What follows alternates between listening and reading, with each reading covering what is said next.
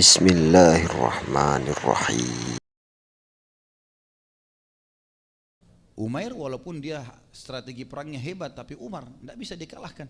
Umar naik di atas kuda, kakinya sampai di tanah. 2 meter lebih, tangannya saja sudah bisa mematahin leher orang gitu. Maka dalam riwayatnya dikatakan Umar mencekik, memegang batang lehernya Umair, lalu menyeretnya mendekati Nabi SAW sampai ke rumah. Begitu sampai di dalam rumah Nabi SAW, Nabi lihat Umair lagi dicekik sama Umar. Ditanya, kenapa hai Umar? Ya Rasulullah, syaitannya Quraisy datang. Ini pasti niatnya buruk, gitu kan? Izinkan saya tebas lehernya. Kata Nabi SAW, biarkan dia hai Umar, lepaskan. Karena disuruh lepaskan, maka Umar pun melepas. Umair dalam kondisi dilepas seperti itu, dia masih itu kan rasa takut karena Umar sudah ada di sebelahnya. Lalu Nabi SAW berkata, wahai Umair, kenapa kau datang?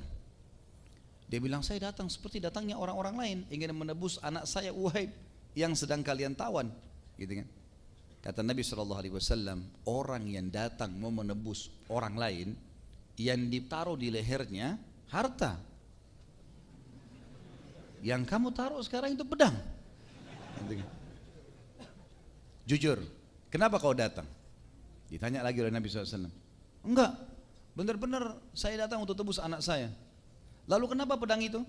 Pedang ini nggak ada gunanya, dia bilang.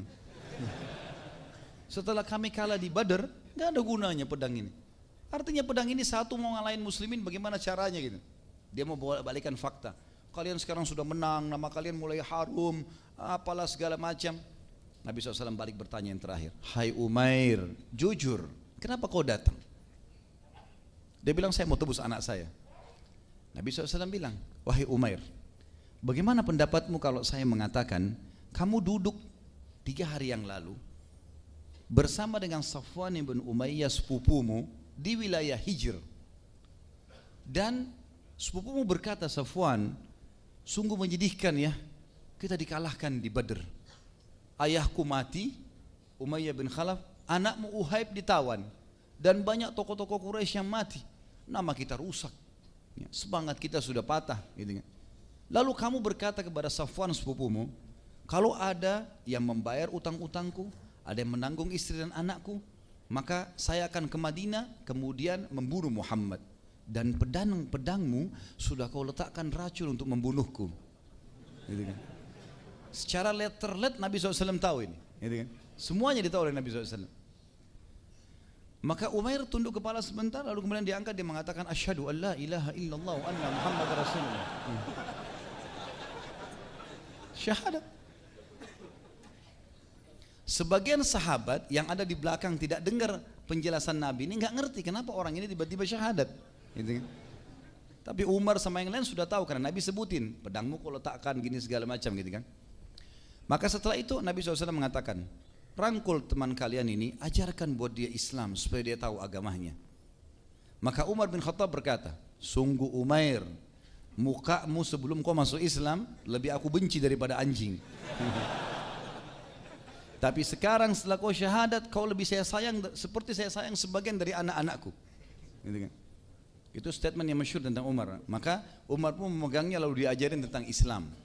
Sebagian sahabat yang di belakang yang agak jauh tidak tahu apa kejadian, datang bertanya kepada Umair, hai Umair, tadi kau datang kenapa?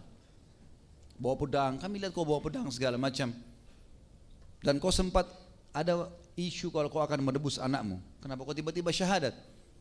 Dia bilang, demi Allah, yang diucapkan oleh Rasulullah SAW itu tidak ada yang tahu kecuali saya sama Safwan, dan pasti Allah yang sampaikan kepada dia.